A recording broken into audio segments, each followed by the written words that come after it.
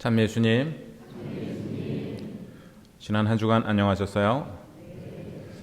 네, 벌써 대림 제4주일이 되어 제대 앞에 모든 대림초에 불이 들어왔습니다. 이번 성탄에 구역장 반장님 그리고 레지어 단원들이 쉬는 교우 가정을 방문하여 성탄 인사를 드리고 쿠키와 본당 달력 그리고 제가 쓴 성탄 카드를 전해드리고 있습니다. 며칠 전 길에서 우연히 만난 어떤 자매님이 제게 인사를 하시더니 쿠키와 카드를 잘 받았다며 성당에서 뵙겠다고 인사를 하셨습니다. 또 어떤 자매님은 지난주에 평일 미사에 나오셔서 선물을 잘 받았다고 인사하시며 앞으로 계속 나오겠다고 말씀하셨습니다. 많은 분께서 가브리엘 천사가 되어 쉬는 교우들을 방문해 주시고 또 방문을 받으신 분들은 기쁘게 응답해 주시니 저는 이것이 우리 안에서 조용히 일어나고 있는 기적이라고 생각합니다. 이 세상에서 가장 큰 기적은 사람의 마음이 변화되는 기적이기 때문입니다. 오늘 미사에도 쉬시던 교우께서 나오셨으면 진심으로 환영합니다. 그런데 쉬는 교우라는 말에 대해 다시 한번 생각해 보게 되는데요.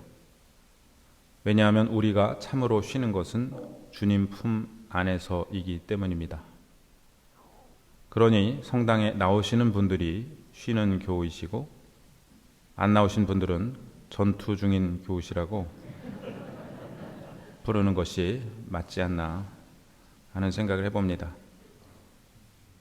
이 세상에서 가장 큰 기적은 사람의 마음이 변화되는 기적이라고 말씀드렸는데요.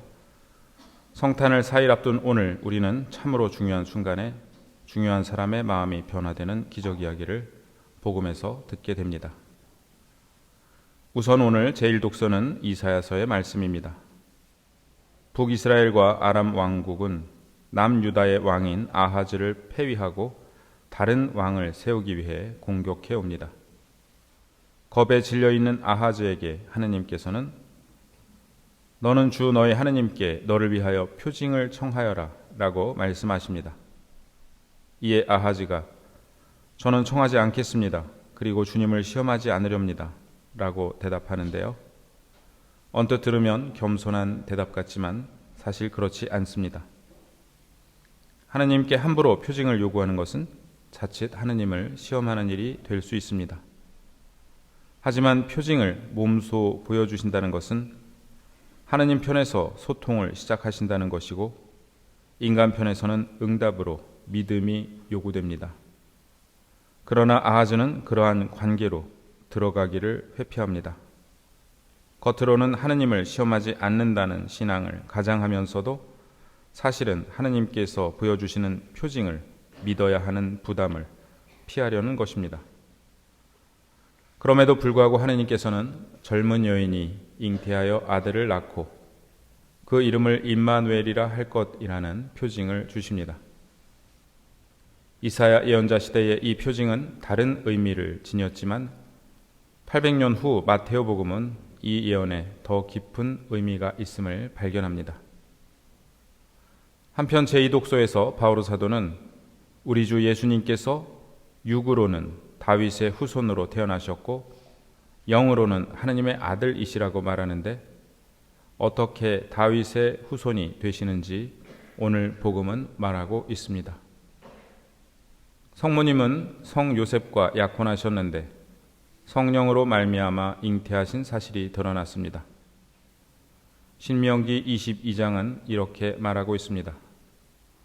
어떤 젊은 처녀가 한 남자와 약혼을 하였는데 성읍 안에서 다른 남자가 그 여자와 만나 동침하였을 경우 너희는 두 사람을 다 그 성읍의 성문으로 끌어내어 그들에게 돌을 던져 죽여야 한다. 이 무서운 법은 아마 로마 시대에는 시행되지 않았던 것으로 보입니다. 로마 제국의 승인 없이는 사형에 처할 수 없었기 때문입니다. 그렇게 유다 지도자들은 예수님을 사형에 처하기 위해 로마 총독 본시오 빌라도의 승인이 필요했던 것입니다. 율법을 따른다면 요셉은 마리아를 고발하여 재판을 통해 공개적으로 파혼해야 했습니다. 그렇게 하면 성모님은 직접 돌을 맞는 것 못지않게 사회적으로 매장되었을 것입니다. 그러나 요셉은 그렇게 하지 않고 남모르게 파혼하기로 작정합니다. 그렇게 하기로 생각을 굳혔을 때 꿈에 주님의 천사가 나타납니다. 자고 있을 때 꿈에 천사가 나타났다는 것은 인간의 의지가 쉬고 있을 때 하느님께서 일하신다는 의미이기도 합니다. 성경에서 잠을 잔다는 것은 나의 계산과 의지를 내려놓음을 상징합니다. 내가 무엇인가를 해결하려고 발버둥 칠 때는 보이지 않던 길이 나의 힘을 빼고 하느님께 자리를 내드릴 때 비로소 보이기 시작합니다. 천사는 말합니다. 다윗의 자손 요셉아, 두려워하지 마라. 천사는 요셉을 다윗의 자손이라 부름으로써 요셉의 결정이 무엇을 의미하는지 알려줍니다.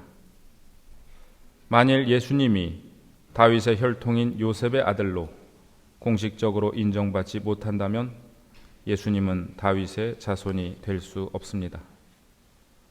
천사는 말합니다. 마리아를 아내로 맞아들여라. 그 몸에 잉태된 아기는 성령으로 말미암은 것이다. 마리아가 아들을 낳으리니 이름을 예수라고 하여라. 자녀의 이름을 짓는 것은 부모의 권한이었기에 요셉이 이름을 지으면 예수님은 법적으로 요셉의 아들이 됩니다.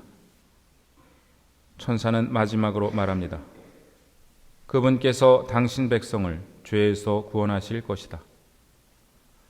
예수라는 이름은 여호수아의 그리스식 이름으로 야훼께서 구원이시다라는 뜻입니다. 그런데 천사는 예수께서 당신 백성을 죄에서 구원하실 것이라고 말함으로써 예수님께서 하느님의 아들이실 뿐 아니라 하느님이시라는 사실을 암시하고 있습니다.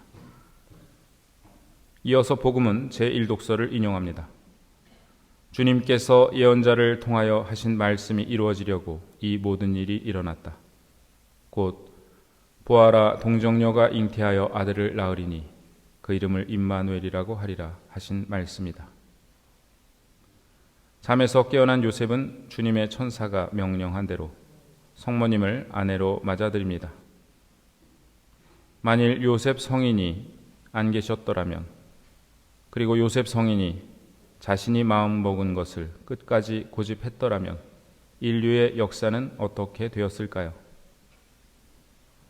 저는 사제의 서품을 받을 즈음 제가 원하는 것을 하지 못하고 원하지 않는 대로 해야 하는 일이 있었습니다. 당시 제게는 무척 큰 일이었기에 속이 상하고 그 일을 받아들이기 어려웠습니다. 그런데 우연히 마이스터 에카르트라는 신비가의 말을 접하게 되었습니다. 내가 선택하기를 포기할 때 하느님께서 나를 위해 선택하실 수 있습니다. 이 말이 신비롭게도 위로가 되었고 속이 상할 때마다 이 말을 떠올렸습니다. 내가 선택하기를 포기할 때 하느님께서 나를 위해 선택하실 수 있습니다. 하지만 이 말은 아마도 마이스터 에카르트가 최초로 한 말은 아닐 것입니다. 요셉 성인께서 잠에서 깨어 되뇌셨을 말씀이 아닌가 싶기도 합니다. 또한 이는 성모님의 말씀이기도 합니다. 보십시오, 저는 주님의 종입니다. 말씀하신 대로 저에게 이루어지기를 바랍니다. 라는 말씀 역시 내가 선택하기를 포기할 때 하느님께서 나를 위해 선택하실 수 있습니다. 라는 말과 같은 의미입니다.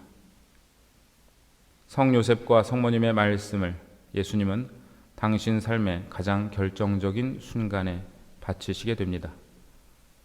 제 뜻대로 하지 마시고 아버지 뜻대로 하소서 라고 겟세마니 동산에서 기도드리실 때 당신께서 세상에 오시기 위해 자신들의 삶을 희생하신 요셉과 성모님의 기도가 주님을 통해 반복됩니다.